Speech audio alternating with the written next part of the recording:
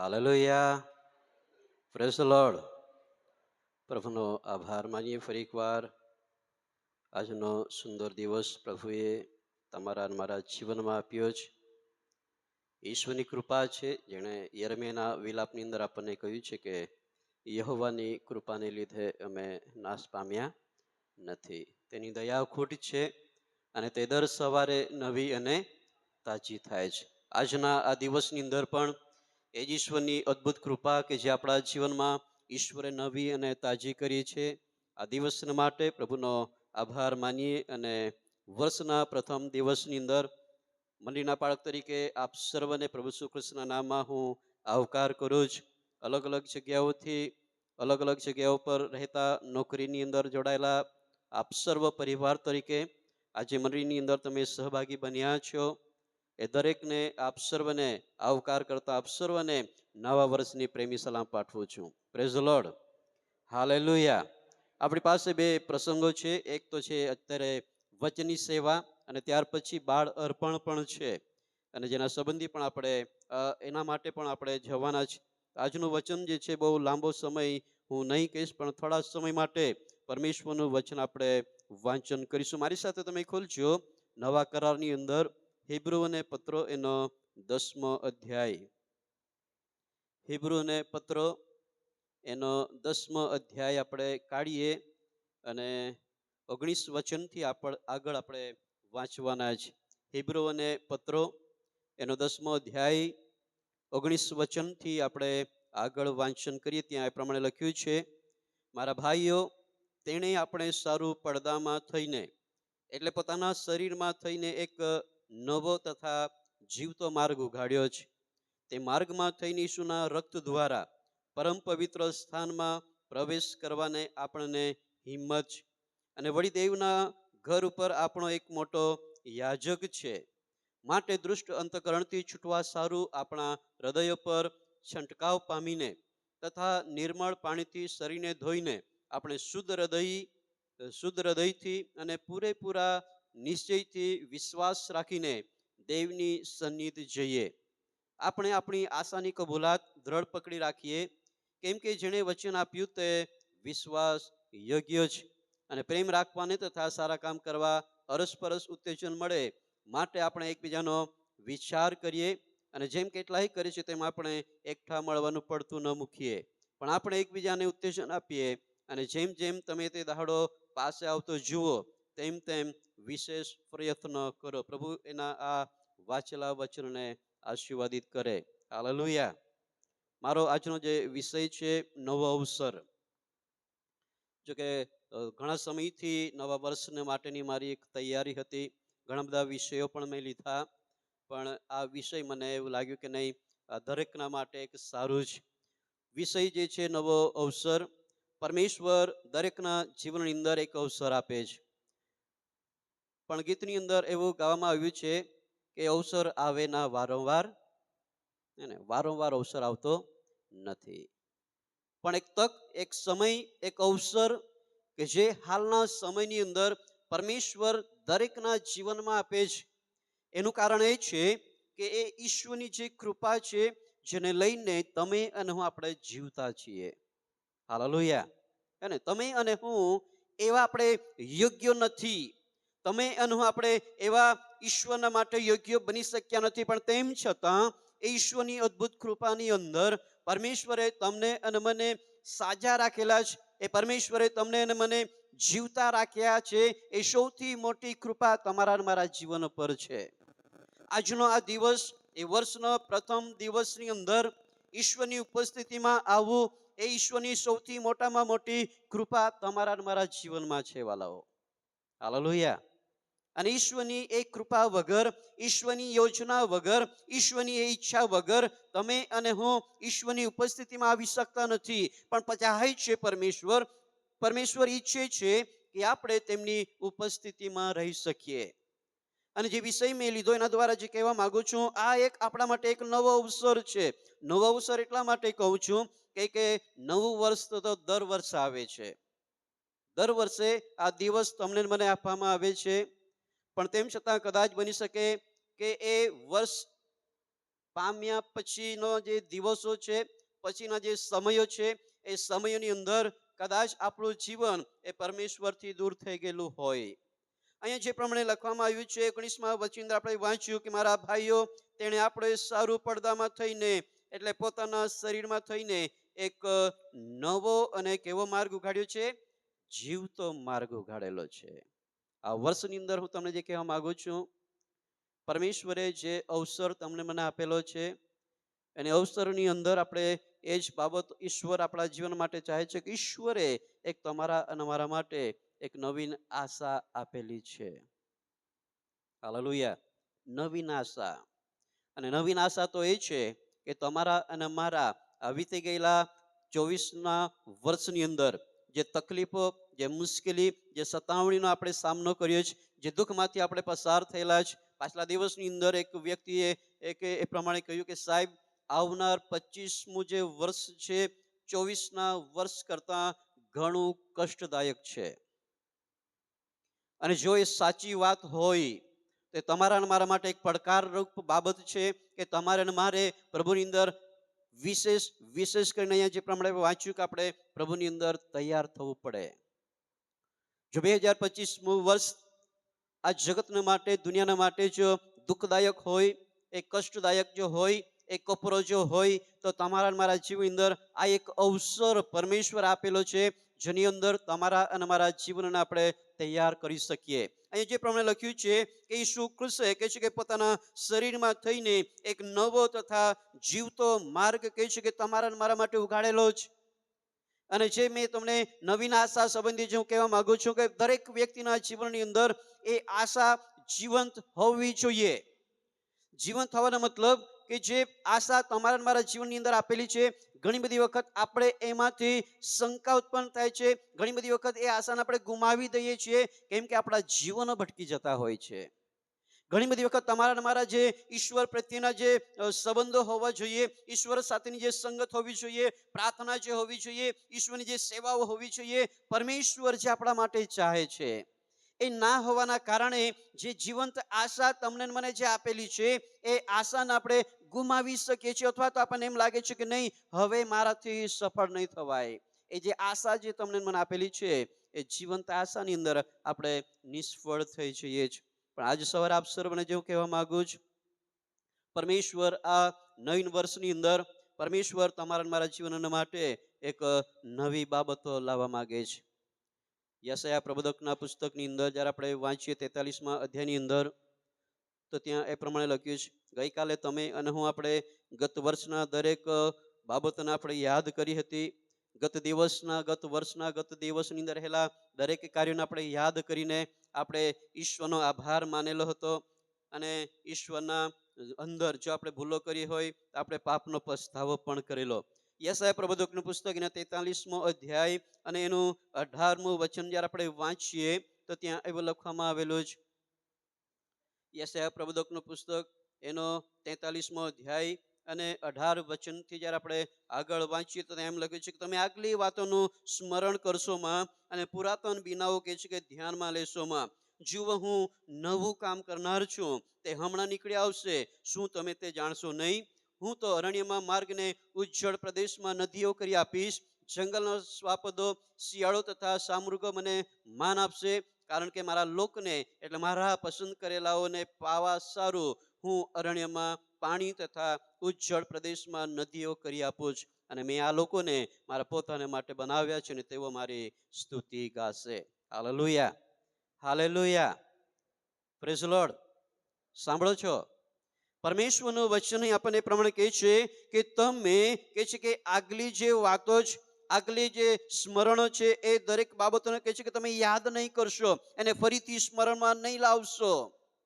કારણ એટલું જ છે કે ઘણા બધા લોકોના જીવનની અંદર એ આગલી જે સ્મરણો છે, આગલી જે કાર્ય છે, કદાચ બની શકે દુઃખદાયક હોય, પીડાદાયક હોય, મુશ્કેલીનો સમય હોય, અને એવા સમયને જ્યારે યાદ કરવામાં આવે છે ત્યારે આપણા મન ફરીથી ઉદાસીની અંદર, નિરાશાની અંદર સપડાઈ જાય છે. ઘણી બધી વખત ઘણાઓને મેં જોયા છે, આખું વર્ષ નીકળી જતું હોય, કોઈક બહુ સારો પ્રસંગ આપણા પરિવારમાં આવે છે, બહુ સારો દિવસ, કંઈક સંગતનો સમય આવે છે, અને દિવસની અંદર કહે છે કે આપણે જ્યારે યાદ કરીએ છીએ એવા સમયને કે જે સમયની અંદર જે લોકો પ્રભુની અંદર ઊંઘી ગયેલા હોય, જે લોકો પ્રભુથી દૂર જતા રહેલા હોય, અને એ આનંદના પ્રસંગની અંદર આપણે એવા લોકોને યાદ કરવા લાગીએ છીએ જેઓની સાથે આપણો બહુ સારો સંબંધ હતો. અને એ યાદ કરીને એ આનંદના સમયની અંદર આપણા જે વિચારો છે, આપણું જે મન છે એ ઉદાસી થઈ જાય છે. એ આનંદ જે છે એ આનંદ કહે છે કે એ દુઃખ તરફ દોડવા લાગે છે, અને આપણા વિચારો એ નિરાશા તરફ જવા લાગે છે. એવા સમયની અંદર અહીંયા બાઇબલ એટલા માટે એમ કહે છે કે તમે આગલી વાતોનું સ્મરણ કરશો નહીં. કેમ કે કદાચ બની શકે આપણા પાપો એટલા બધા ભયંકર છે કે જેને લઈને તમે અને આપણને એમ લાગતું હોય કે મારા પાપો એટલા બધા ખરાબ છે કે ઈશ્વર પણ મને માફ નહીં કરે. કદાચ બની શકે કે લોકોની સાથે આપણો જે વ્યવહાર છે, લોકોના જીવનની સાથે આપણા જે કાર્યો છે, કદાચ બની શકે કે લોકો આપણને માફ નહીં કરે. પણ પરમેશ્વર જે આપણને કહે છે કે તમારા વસ્ત્રો એ કેમ લાલ વસ્ત્રના જેવા કેમ ના હોય, પણ એ ઉજળા સરખા થશે. હાલેલુયા. એ પરમેશ્વર છે કે જે તમારા અને મારા જીવન માટે એક નવીન આશા ઉત્પન્ન કરે છે, એક નવીન જીવનની શરૂઆત કરવાના માટે પરમેશ્વર તમને મને એ વચનની અંદર કહેવામાં આવ્યું છે કે તમે કહે છે કે આગલી વાતોનું સ્મરણ કરશો નહીં અને પુરાતન બીનાઓ ધ્યાનમાં લેશો નહીં. આજ સવારે આપ સર્વને હું જે કહેવા માંગુ છું, જેટલા અહીંયા આવેલા જ પાછલા દિવસોની વાતને તમે ભૂલી જાઓ, પાછલી બાબતોને તમે જતી કરો. આજનો દિવસ એક નવીન તક, નવીન અવસર લખવામાં આવ્યું છે તે પ્રમાણે કે નવી અવસર પરમેશ્વરે તમને અને મને આપેલી છે. હાલેલુયા. જ્યારે બેઠો હતો ત્યારે મને યાદ આવ્યું, જો કે આગળ પણ મેં કંઈક ને કહેલું, નવીન અવસરની અંદર અથવા તો નવા વર્ષની અંદર બધા સારા સારા જે કપડાં પહેરેલા છે, કેટલા લોકોએ બીજી વારનું કપડું પહેરેલું છે આજના દિવસે? નવું વર્ષ છે ને, હે ને? કેટલાક વ્યક્તિઓ છે જે જૂના કપડાં પહેરેલા છે. પણ બહુ ઓછા લોકો એવા હશે કે જેમને એમ લાગ્યું છે કે નવું વર્ષ એટલે શું થવું જોઈએ? નવા કપડાં જોઈએ. નહીં, કપડાથી કંઈ નહીં, પણ જે હું કહેવા માંગુ છું કે પરમેશ્વરની અંદર નવી તાજગી, નવો આનંદ, નવો હર્ષ એ પરમેશ્વર તમારા મારા જીવન માટે ચાહે છે. જો કે જૂનો તો મારો બી જબ્બો છે, નહીં? એને પાછલા દિવસની અંદર મેં કીધું કે સાહેબ, જો કે કોઈકની સાથે વાત કરતો હતો તો કે નવા કપડાં સીવડાવવાના કે નહીં, તો મેં કીધું 9 વર્ષે એટલે સીવડાવવા પડે. પણ મેં કીધું આપણને કંઈક ફરક પડે નહીં. ગયા વર્ષે તો સૂટ બૂટમાં આવેલા, પણ આ વર્ષે તો જબ્બો પહેરવાનો છે એટલે નવા કપડાં તો નીચે જતા રહેશે, દેખાશે નહીં. તો કપડાં સીવડાવીએ કે નહીં સીવડાવીએ કંઈ ફરક પડે નહીં. પણ એક આનંદ તમારી મારી પાસે જ, એક હર્ષ તમારા મારા જીવનમાં પરમેશ્વર આપે છે. એક નવો જે અવસર છે કે જેની અંદર તમારા મારા જીવનને આપણે પ્રભુની અંદર વૃદ્ધિ પામાડવાના માટે આપણા જીવનને આપણે તૈયાર કરીએ છીએ. અહીંયા લખવામાં આવ્યું છે કે પરમેશ્વરે તમને અને મને બનાવેલા છે. ઈશ્વર ચાહે છે કે તમારા મારા જીવન મારફતે એ ઈશ્વરની સ્તુતિ, એ ઈશ્વરની આરાધના થાય. એ ઈશ્વર ચાહે છે. એ મંડળીનો પાળકની ઈચ્છા નથી, એ મંડળીના આગેવાનોની ઈચ્છા નથી, પણ પરમેશ્વરે તમને અને મને બનાવેલા છે. છેલ્લા લાસ્ટ વચનની અંદર આપણે વાંચ્યું કે મેં આ લોકોને મારા પોતાના માટે બનાવ્યા છે. તમને કોઈક પાળકના માટે નથી બનાવ્યા, તમને કોઈક ફક્ત મંડળી માટે જ નહીં, પણ તમને કોઈક આગેવાનને માટે જ નહીં, પણ પરમેશ્વરે તમને પરમેશ્વરના માટે બનાવેલા છે. અને એ પરમેશ્વર ચાહે છે કે તમે એમની સ્તુતિને આરાધના કરી શકો. Hallelujah, hallelujah. પાછલા દિવસની અંદર એક વ્યક્તિને મેં કીધેલું, મને ખ્યાલ નથી છે કે નથી, પણ મેં એમને કીધેલું કે જ્યારે તેમના જીવન અંદર કંઈક પ્રશ્નો છે, તેમના જીવનની અંદર કંઈક એવી અડચણ છે જેના લીધે ઈશ્વરની સંગતમાં નહીં ચડાય. ઘણા બધા એવા લોકો છે કે જેઓ માણસ તરફ દ્રષ્ટિ કરે છે, માણસના તરફ એ વિચાર કરે છે, માણસ તરફ જુએ છે, જેના કારણે પોતાનું જે જીવન ઈશ્વરની સંગતમાં વૃદ્ધિ પામવું જોઈએ ત્યાં અટકી જાય છે. હું તમને કહેવા માંગુ છું, માણસ તમને ઉન્નતિ કરાવી શકતું નથી, માણસ તમને તારણ આપી શકતું નથી. માણસ પર ભરોસો કરવા કરતા યહોવા પર આધાર રાખવો, યહોવા પર ભરોસો રાખવો સારું છે. દેવનું વચન આપણને એમ કહે છે. માણસ શું આપણને કહે છે, માણસ આપણા સાથે શું રાખે છે, કેવો વ્યવહાર કરે છે, એ જરૂરી નથી. એના તરફ ધ્યાન નહીં આપશો. આજ સવારે હું તમને જે કહેવા માંગુ છું એ ઈશ્વર તરફ ધ્યાન આપીએ કે જેણે એમ કહ્યું છે કે મેં આ લોકોને મારા પોતાના માટે બનાવ્યા છે. હું વ્યક્તિગત તમને કહેવા માંગુ છું, તમારું જીવન એ માણસના માટે નહીં કે તમે માણસને જોઈને પોતાના જીવન તમે પાછળ ધકેલી નાખો. એ તમારું જે જીવન છે એ જીવન કોઈક માણસને માટે નહીં કે પોતાના જીવન કદાચ અવ્યવહાર થઈ જાય અને તમે ઈશ્વરને છોડી દો, સંગતને છોડી દો. નહીં, એ પરમેશ્વરે તમને એ પરમેશ્વરના માટે બનાવેલા છે, જેનો મહિમા પરમેશ્વર તમારા દ્વારા ચાહે છે.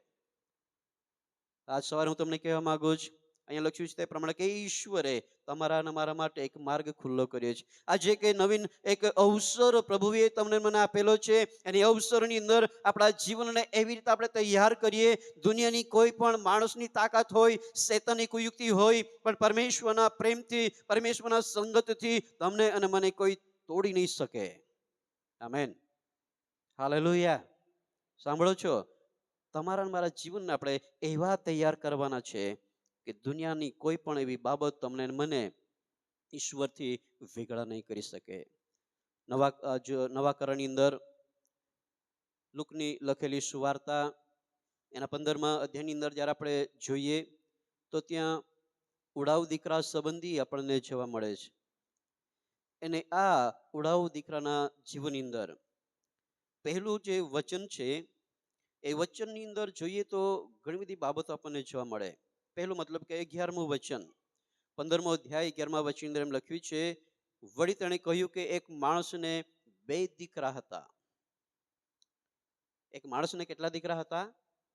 2 દીકરા હતા. એક પરિવાર છે અને પરિવારની અંદર 2 દીકરાઓ છે, એના પિતા છે, તેઓના જે સંબંધો છે તેમની સાથે ઈશ્વરની ઉપસ્થિતિ પણ છે. પણ ત્યાં આગળ આપણે જ્યારે જોઈએ તો એક દીકરાએ કહે છે કે તેઓના નાનાએ બાપને કહ્યું કે બાબા, મિલકતનો મારો જે ભાગ આવે તે મને આપ. તેથી તેણે તેઓને પોતાની પૂંજી વહેંચી આપી. હું જે તમને કહેવા માંગુ છું, આ એક એવો દીકરો છે કે જે પરિવારની અંદર, પરિવારની વ્યવસ્થાની અંદર છે, પરિવારના દરેક કાર્યની અંદર જોડાયેલો છે, પણ તેમ છતાં એમના જીવનની અંદર એ શૈતાને એવો વિચાર મૂક્યો, અને વિચારને લઈને એ વિચાર એટલા માટે પણ મૂક્યો છે કેમ કે ત્યાં લખ્યું છે કે તે નાનો છે, તે જુવાન છે, અને એણે એ પૃથ્વી, એ દુનિયા તરફ દ્રષ્ટિ કરી છે. અને આગળ જતા જ્યારે આપણે વાંચીએ તેમની પરિસ્થિતિ એટલી ખરાબ થઈ ગઈ. પણ તેમ છતાં જ્યારે આપણે આગળ વાંચીએ આખા શાસ્ત્ર ભાગની અંદર, ત્યારે સૌથી મહત્વની બાબત તો જો આપણે જોઈએ તો 24મા વચનની અંદર એવું લખવામાં આવ્યું છે, કેમ કે આ મારો દીકરો એ મુવો હતો, તે પાછો જીવતો થયો છે, તે ખોવાયેલો હતો પણ પાછો જોડ્યો છે. પછી તેઓ શું કરવા લાગ્યા? આનંદ કરવા લાગ્યા. એક નવી અવસરની અંદર આપ સર્વને જો કહેવા માંગુ છું, પાછલા વર્ષની અંદર ભલે આપણે ભટકી ગયેલા હોય, ભલે આપણે સંગતથી દૂર થઈ ગયા હોય, ભલે તમે ઈશ્વરની આરાધના કરવાની અંદર ચૂકી ગયેલા હોય, ભલે તમારું મારું જીવન ઈશ્વરની સેવા કરવાની અંદર આપણે નાસીપાસ થયા હોય, પણ આજે એક નવી અવસર પ્રભુ તમને મને આપે છે વાલાઓ. અહીંયા જે પ્રમાણે આપણે જોઈ શકીએ છીએ કે આ વ્યક્તિ છે કહે છે કે દીકરો જે કહે છે ત્યાંથી ભટકી ગયેલો છે, પણ તેણે પોતાના જીવનની પરિસ્થિતિઓને જોઈને તે સમજી ગયો. પોતાના જીવનની અંદર રહેલી તકલીફોને જોઈને તે પોતાના પિતાને તેણે યાદ કર્યો. ત્યાં લખ્યું છે 18મા વચનની અંદર કે હું અહીંથી ઉઠીને મારા બાપની પાસે જઈશ. ઈશ્વરની ઉપસ્થિતિની અંદર જવા માટેની એક હાંક ત્યાં કહેવામાં આવે છે. અને ત્યાં લખ્યું છે કે હું તેને કહીશ કે બાપા, મેં આકાશ સામે તથા તારી આગળ શું કર્યું છે? પાપ કર્યું છે. હવે હું તારો દીકરો કહેવાને યોગ્ય નથી રહ્યો, તારા મજૂરોમાંના એકના જેવો મને ગણ. આજ સવારે હું તમને જે કહેવા માંગુ છું, આપણા પરમેશ્વર પ્રેમાળ છે. આપણા પરમેશ્વર કદી પણ તમને મને મૂકી દેવા માંગતો નથી, ત્યજી દેવા માંગતો નથી. અને ઈશ્વર તમને અને મને આપણા જીવનની એ રાહ જોઈ છે કે ક્યારે આપણે આપણા જીવનો પ્રભુને સમર્પિત કરીને આપણે એ સમજી જઈએ કે દુનિયાના દરેક પ્રકારના સુખ સગવડ કરતાં, દુનિયાના દરેક પ્રકારના વાનાઓ કરતાં, દુનિયાના દરેક પ્રકારની બાબતો કરતાં મારા પરમેશ્વરની ઉપસ્થિતિ એ વધારે મારા માટે આનંદદાયક હોય છે. Hallelujah, hallelujah. દુનિયાનો જે આનંદ છે એ થોડા સમયનો જ, પણ તમારા મારા જીવનને માટે મહત્વની બાબત છે કે આપણે ઈશ્વરની ઉપસ્થિતિમાં રહીએ.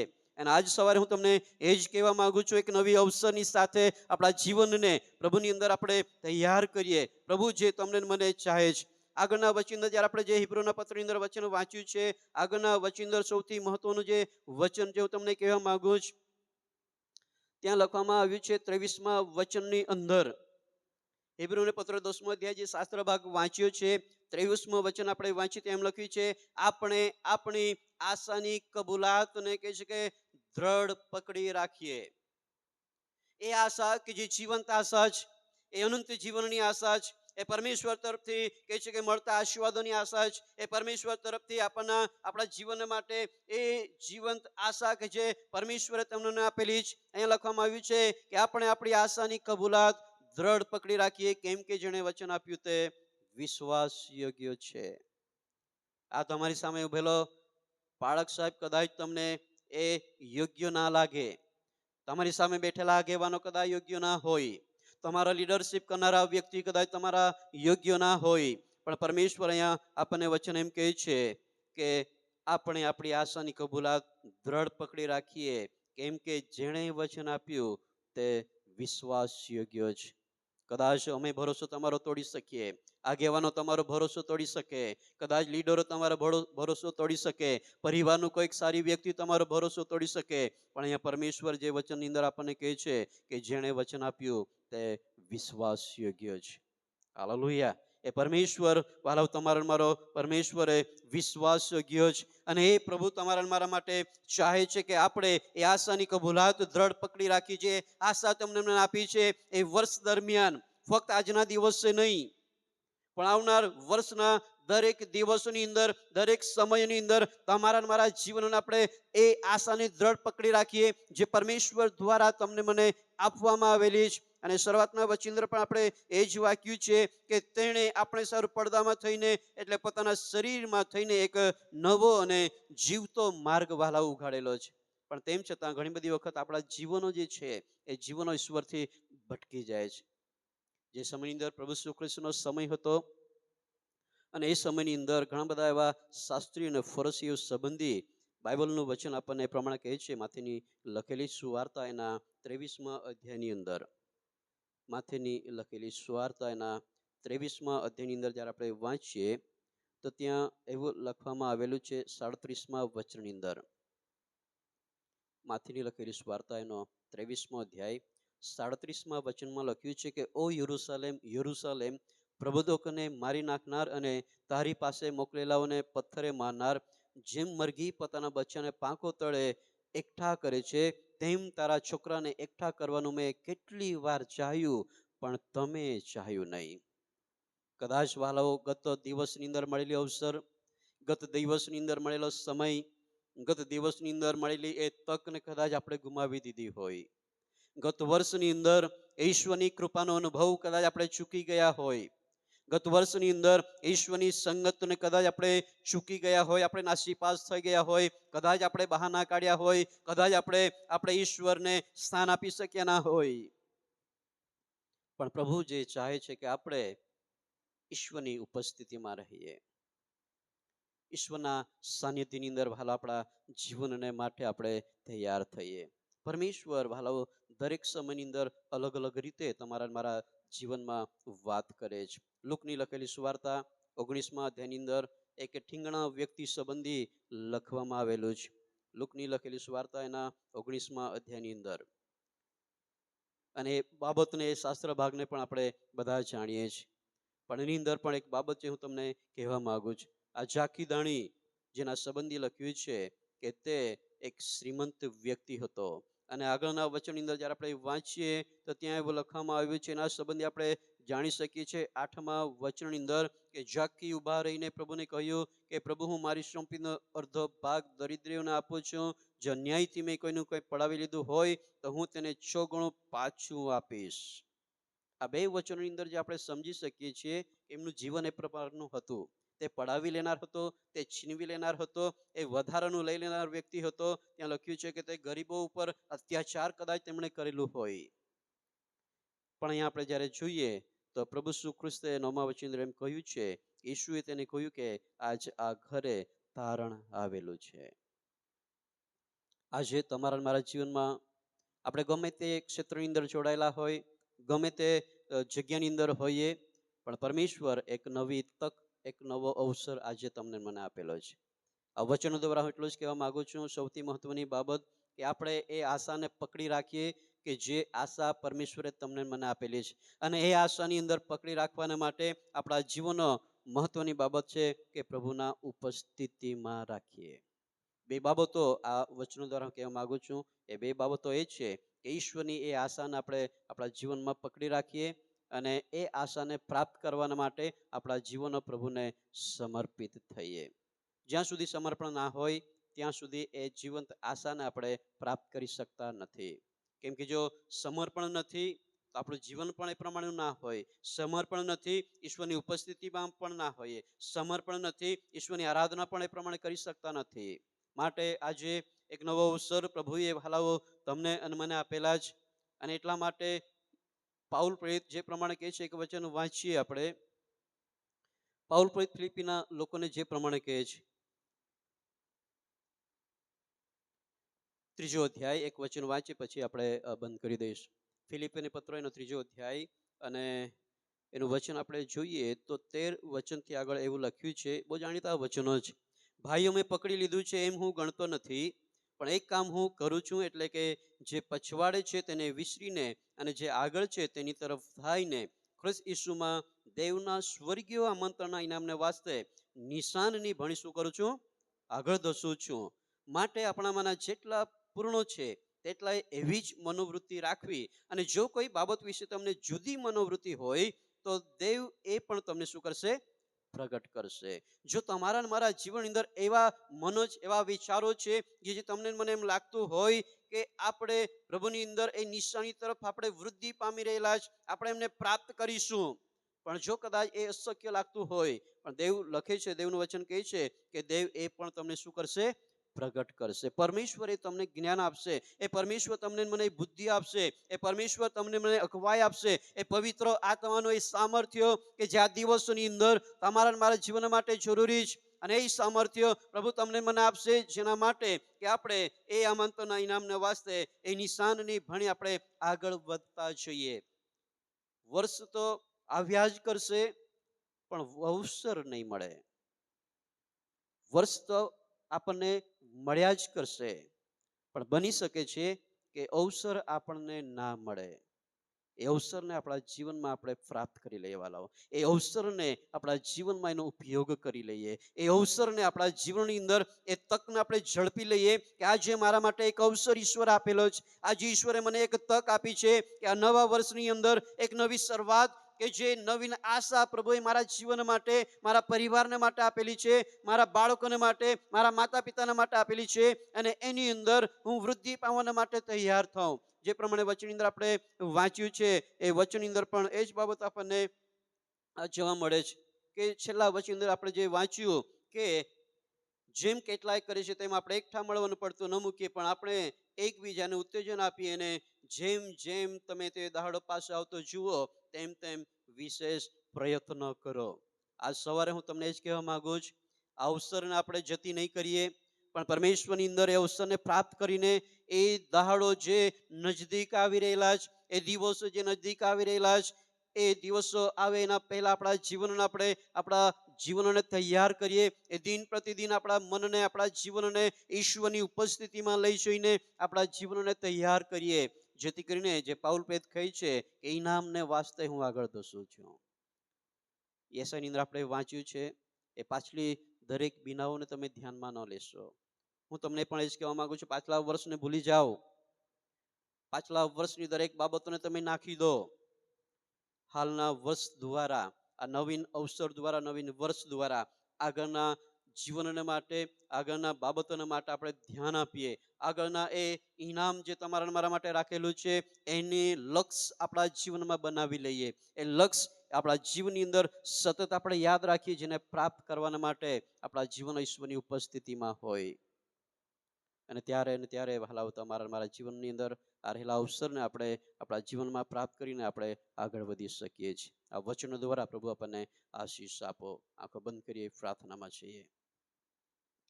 સ્વર્ગીય પિતા, તમારો આભાર માનીએ છીએ પ્રભુ, તમારી સ્તુતિ અમે કરીએ છીએ. મારી પ્રાર્થના છે આ વર્ષ પ્રભુ તમે મારા જીવનમાં આપ્યું, આ દિવસ પ્રભુ તમે અમારા જીવનમાં આપ્યો. અને પ્રભુ અમે આભાર માનીએ છીએ કે નવો અવસર પ્રભુ તમે અમારા જીવનમાં આપ્યો. કદાચ ઘણા બધા લોકોને આ અવસર પ્રાપ્ત થયો ના હોય, ઘણા બધા લોકોને પિતા પરમેશ્વર આ તક મળી ના હોય, પણ પ્રભુ તમારો આભાર માનીએ છીએ મળીના હરેક વ્યક્તિના માટે, બાળકોના માટે એક અવસર પ્રભુ તમે તેમને આપ્યો છે.